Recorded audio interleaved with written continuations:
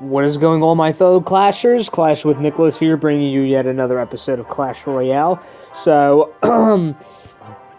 first things first, on my second account, I got a Electro Wizard out of the clan chest, and I was really excited because I got my first Legendary finally, and that's my gem-free account, so that means I cannot gem whatsoever. As you can see, I got my first first ever Super Magical Chest. So I'm just going to go ahead and leave that alone. I'm probably going to do some challenges with that. Probably with, if I, mess up, I'm going to, kill the Super Magical Chest. So I'm just going to keep that there for now. I'm just going to see if I can fill up some of my chest slots with, some rare chests, magical chest, giant chest, legendary chest, or epic chest. Anything like that.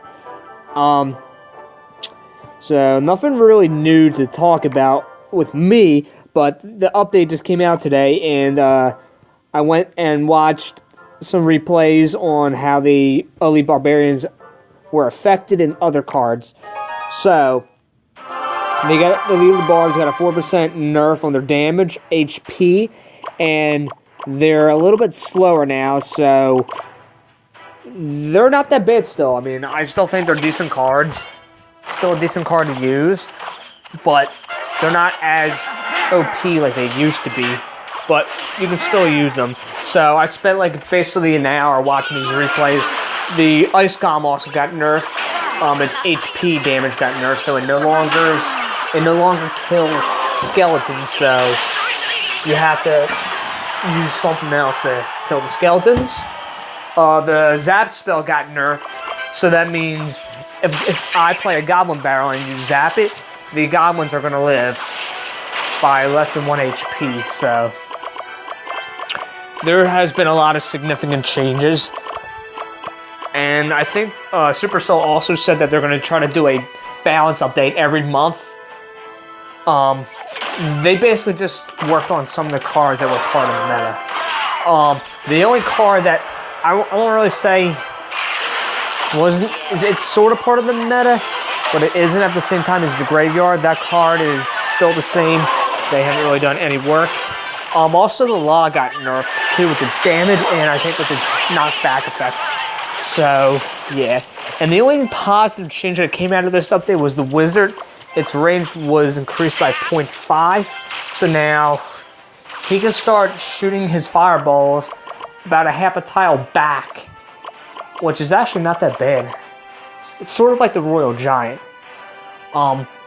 So you might be seeing a little bit more wizards now, but hey. And the only reason why the Zap spell was nerfed is because they want to see a little bit more arrows.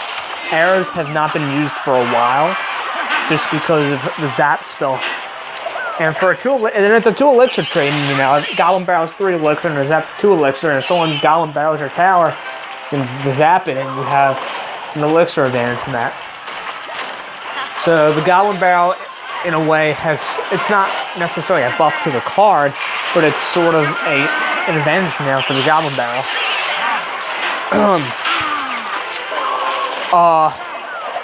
And I might be playing more games now, because I'm happy that the Elite Barbarians have gotten nerfed, and a lot of people who commented on my previous video about me just focusing on the Elite Barbs and just talking about them, some of you actually agree with what I had to say. So that's a bonus. At least I wasn't the only one. But I had a different opinion about the Elite Barbs, though. I just think they just needed a little nerf. I don't think they needed a nerf on their damage or how fast they are. But hey, that's just me. I'm not the one who rules this game or owns it either. The company does. It's just my opinion on how they should look at it and how they should approach the nerfing. And I've talked about the meta before, and some people who are not familiar with the meta is basically certain cards that are being used a lot, or a certain deck, I should say, with those cards. And this also goes towards any game like Clash of Clans and all that stuff. So whatever certain card that's being used a lot and guarantees you a win is what people are going to use, and they're also like popular cards too. You know, there's less strategy involved, and all the other cards a lot of people aren't going to use. So right now, no one's not using Sparky still. Not really much of the Dark Prince or also the Inferno Dragon. And the Lightning Spell was popular for a while, but that's not really being used that much. Same with arrows. But you know, and when a meta is going on right now, the company looks at a way to fix it, and I always talk about the poison spell, because the poison spell used to be like really good in this game, and now it's because it used to slow the troops down when they're in the radius of the spell, and it does damage. But since that got nerfed around August, it's not as good as it used to.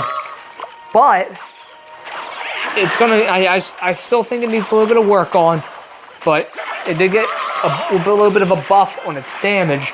But this, you know, any troops inside the radius no longer slow down. So, and it kind of makes sense though, because you have the freeze spell that does that. But you still have to do something about it though once the freeze effect goes away.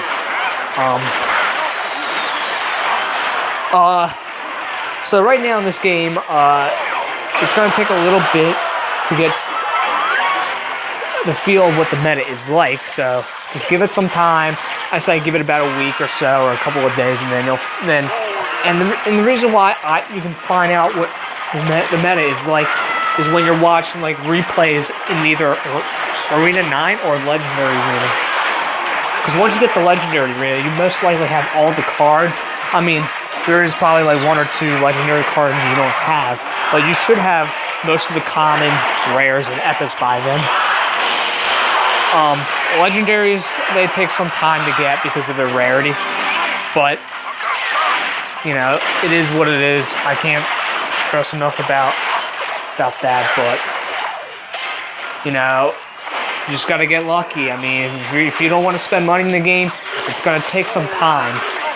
That's why people gem in this game. That's how it makes sense too, because that's how the company makes money.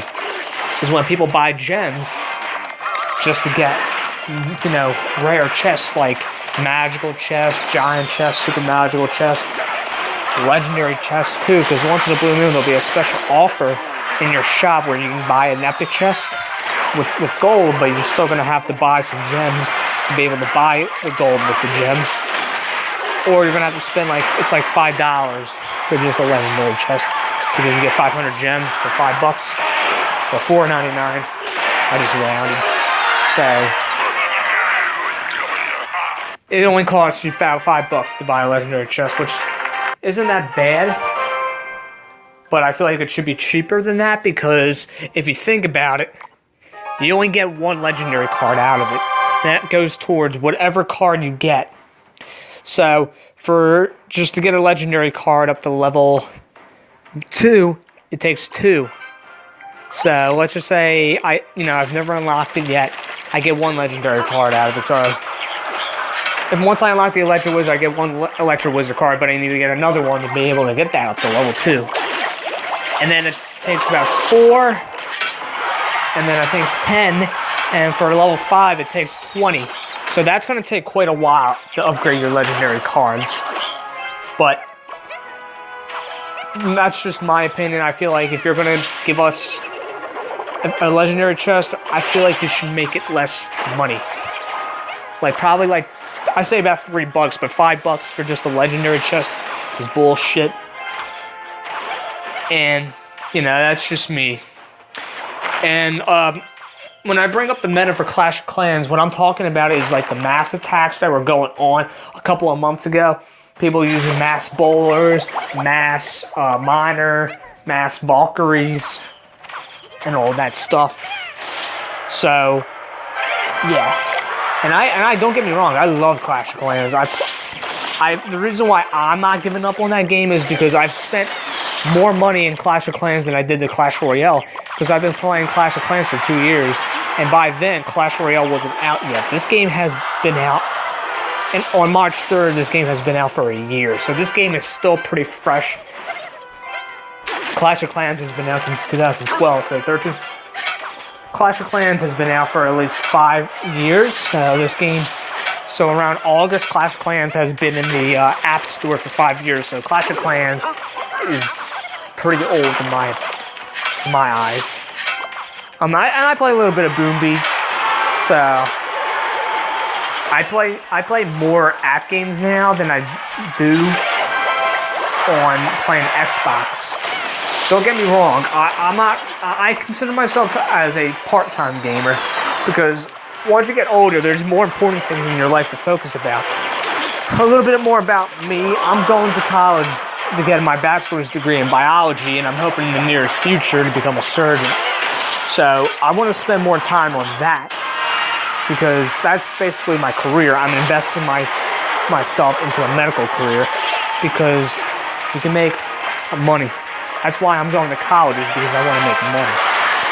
And if I'm going to achieve that, which I feel like I can, it's going to take a lot of work. So that means I have to put the games aside while I'm in school. And it's not easy. So that's another reason why, if you guys don't see me record within a 5-day range or a week, is because I'm trying to focus on that. This is a hobby. I also have another hobby too that I like to do too, and it's astronomy. I like to go out with my telescope and I like to view stars and planets. And these planets are the 5 visible planets: Mars, Venus, Mercury, Jupiter, and Saturn. And occasionally Uranus, but those 2 other planets are very far away.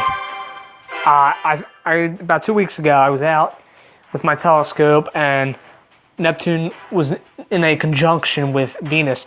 And a conjunction is basically when 2 celestial objects in the nighttime sky are close to each other. So Neptune was extremely close to Venus. So I viewed Neptune for the very first time. I was excited, because you can't see that planet without optical aid because of how far away it is. And it looked like a tiny blue dot through my telescope. But the reason why I'm bringing that up is because I have 2 hobbies and it keeps me occupied. I'm enjoying YouTube a lot as well. I'm not looking for a YouTube career. I mean, I can care less what software I use. I mean, a little bit, because I want to have decent quality. I don't want shitty ass quality. And it took me a little bit to adjust to this app I use to record. So yeah, I do have, at least I have like the software to be able to stream, because sometimes I use my Twitch account to stream videos. So this is sort of like a life story in a way. Well, not really a life story, but you know, just a little bit of stuff about me. And the BMing, guys, I'm sorry about the BMing. I mean, don't get me wrong, it's a dick move. I don't recommend doing it. A lot of people can get really mad at others because, you know, there is a lot of assholes in this game, don't get me wrong. That's why they added the mute button in this game, because people can get frustrated with others.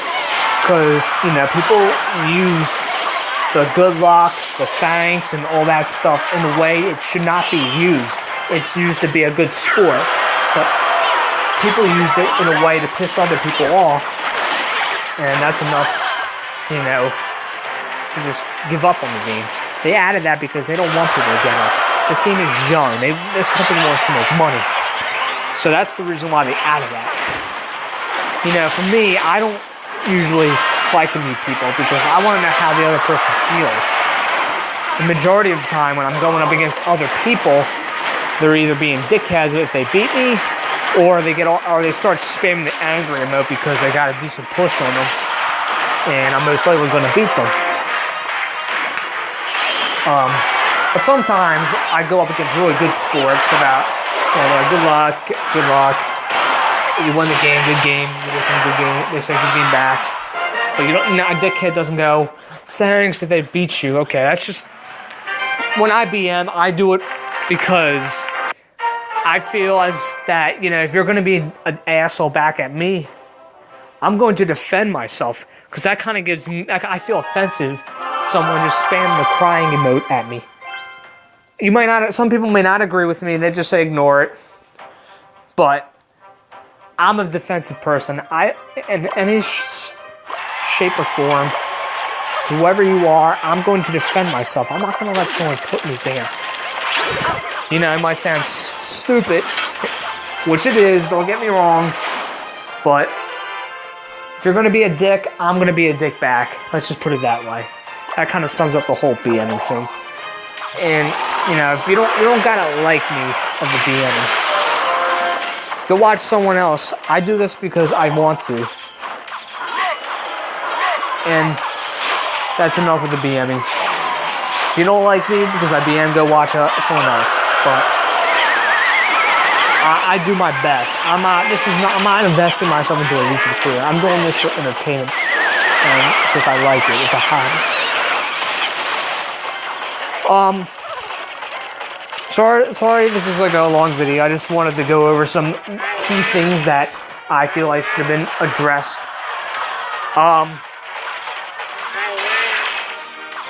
Nothing new yet, but I heard, I forgot what I was about to say. Forget what I said, I forgot what I was about to say. I'm pretty much done, really. If you guys have anything else you want me to go over, just comment below. I'm going to wrap it up here. If you want to see more of my Clash of Clans, Clash Royale content, please hit the subscribe button down below. One last thing before I go. The reason why I don't record that much Clash of Clans is because what am I going to do with Clash of Clans? Like, seriously. I think the last time I bought gems in that game was about a month ago, but I feel like it's kind of boring recording Clash of Clans. Clash Royale is more entertaining. There's more emotions that arise. So if I'm going to record, I might as well do it on Clash Royale. You know what I'm saying? The only thing you can record on Clash of Clans is like Clan Wars. And there's no like emoji you can put down if you're like happy, you're pissed off, you're sad. Or the good taunts like good luck, thanks, wow, oops, well played, good game. That kind of stuff. So, that is all, guys. I'll see you next time. Peace out.